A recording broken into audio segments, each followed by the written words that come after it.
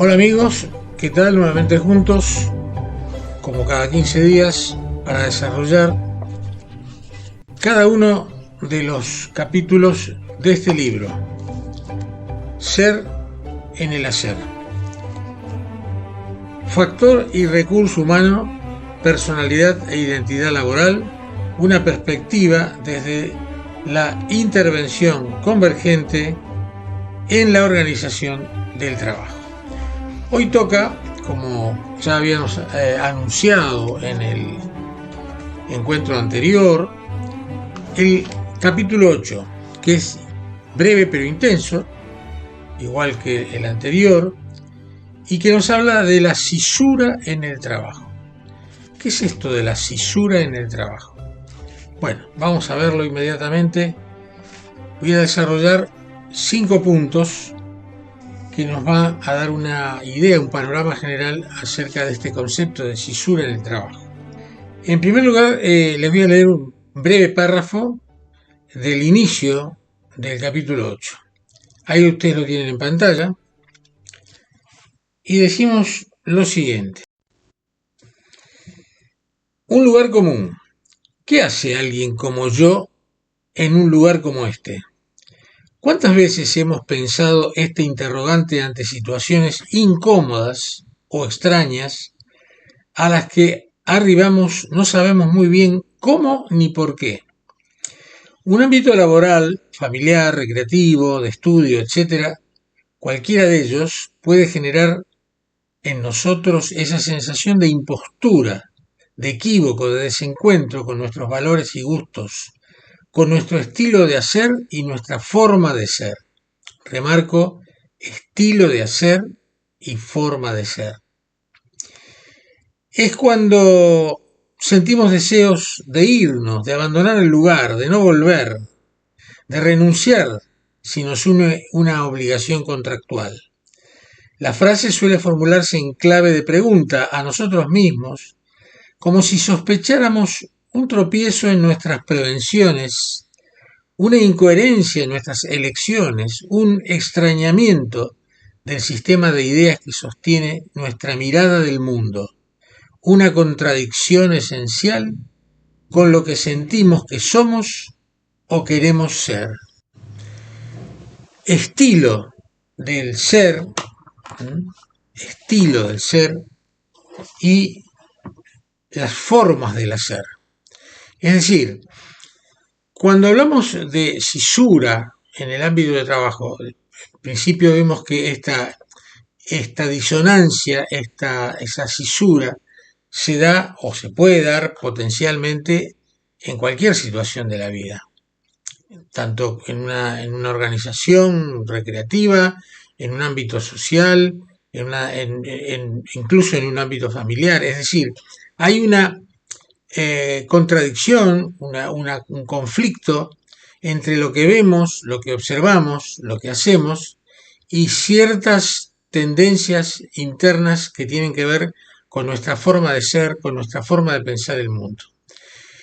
Esta tensión que se da entre lo que vemos y lo que sentimos es lo que llamamos una tensión cisural, una cisura, una marca, una división, una hendidura entre, insisto, un determinado ámbito y nuestra intención frente a un desafío, frente a una interacción social, etc.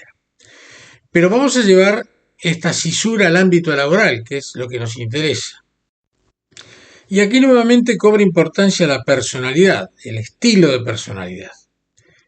Leemos. La personalidad del trabajador cumple un papel muy importante a la hora de articular y funcionalizar las obligaciones profesionales con las vicisitudes propias del hiato entre tarea ideal y tarea real. En el medio de esa grieta se ubican el estilo de conducción, la organización del trabajo, el poder, la ideología de gestión, las creencias y los mitos organizacionales, los diferentes estilos de personalidad y las necesidades básicas de cada integrante de la organización. Como se ve, una multiplicidad de factores anidados en la herida que se pretende suturar con la ingenua directiva, que se suele escuchar muchas veces: mire, le pago para que haga su trabajo, no para que sea feliz. Como si no hubiese una posibilidad de hacer bien el trabajo y tener un mínimo de contradicciones desde el punto de vista afectivo y axiológico.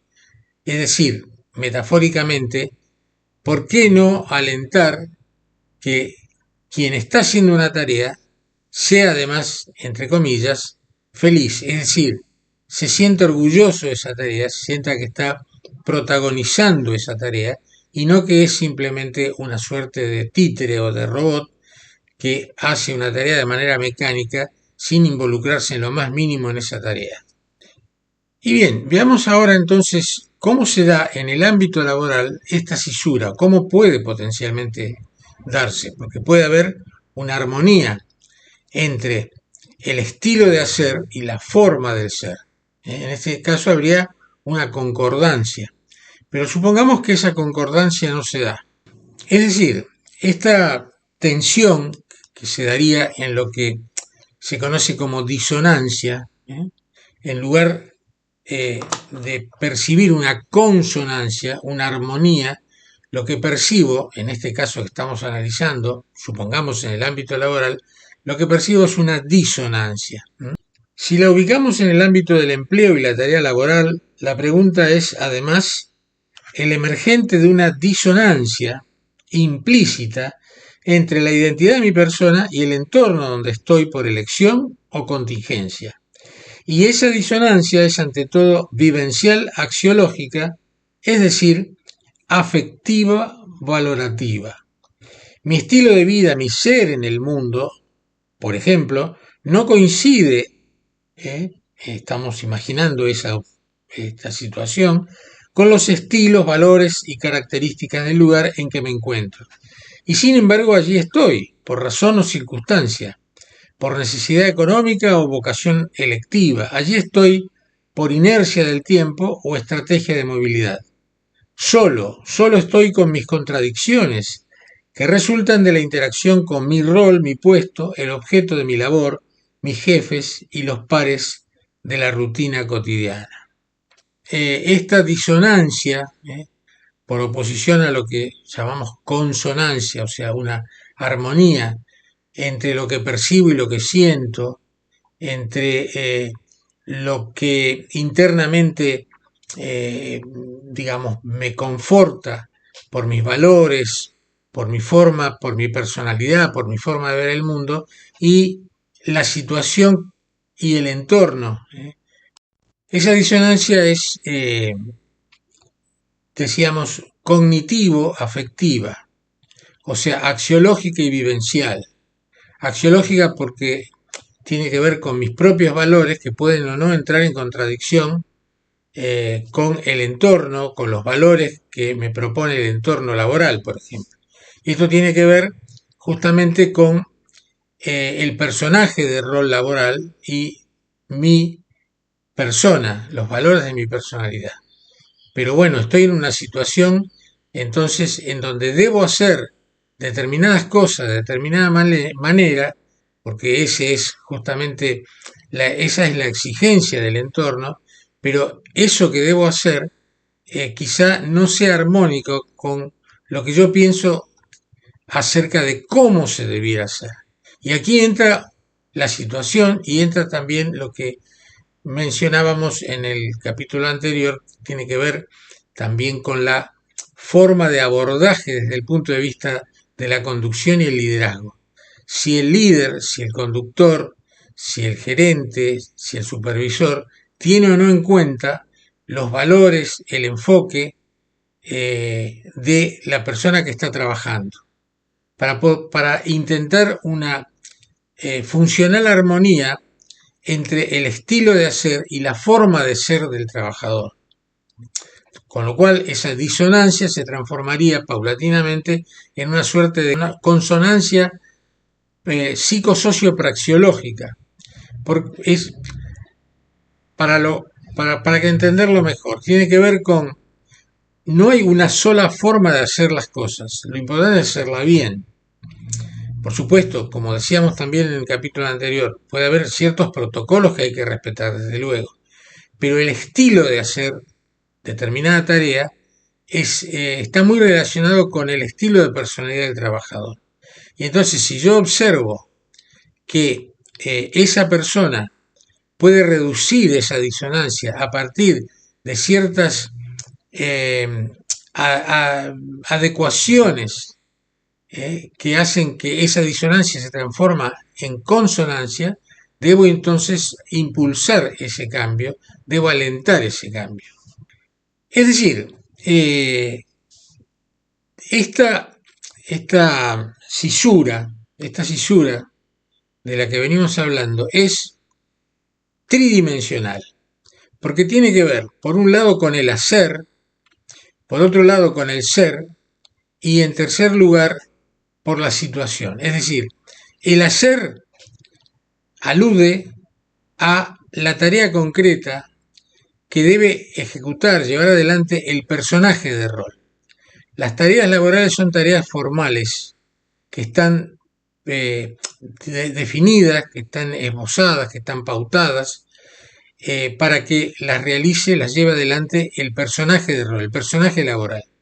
Es una determinada tarea que tiene que hacer determinada persona que en ese momento está trabajando como repositor, como tornero, como cualquier otra tarea vinculada a un perfil operativo profesional. Esta es la obligación del hacer, el perfil formal del hacer. Pero ese perfil formal del hacer, ese personaje de rol laboral, no puede existir si no está sostenido sobre una persona concreta. Estoy obviamente enfatizando una obviedad, y esa persona concreta tiene que ver con el ser de la persona que justamente lleva adelante el personaje laboral. Pero el hacer y el ser están ambos en un entorno situacional, es decir, la situación que condiciona ese hacer y al mismo tiempo que le exige al ser de la persona adaptarse críticamente a esa situación. Esto alude justamente a que en una situación, supongamos, conflictiva, depende de la personalidad que está involucrada justamente entre el personaje y la persona. De esa personalidad depende en cierta medida el resultado final de la tarea. Es decir, si la disonancia es muy grande, es posible que la tarea se bloquee o que el trabajo se haga mal o que el malestar aumente enormemente en la persona.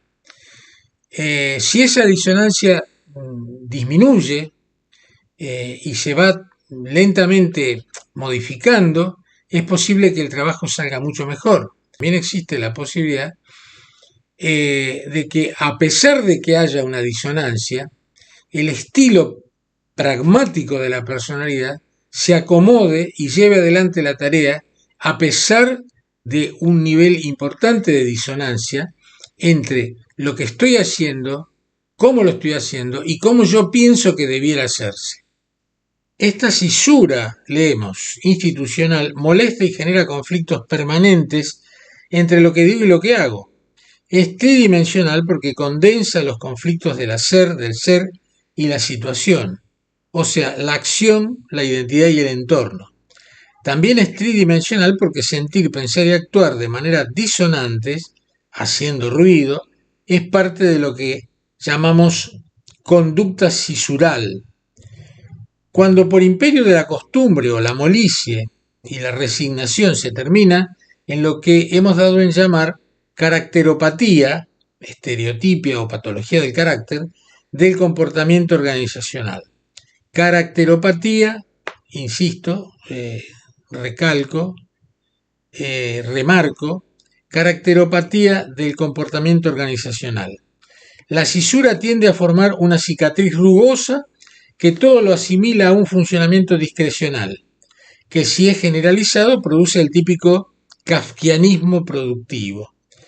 Todo muda en una pesadilla de absurdos trámites y alambicados procedimientos incapaces de eficacia y más aún de eficiencia que llevan a la decadencia espiritual del actor de la tarea.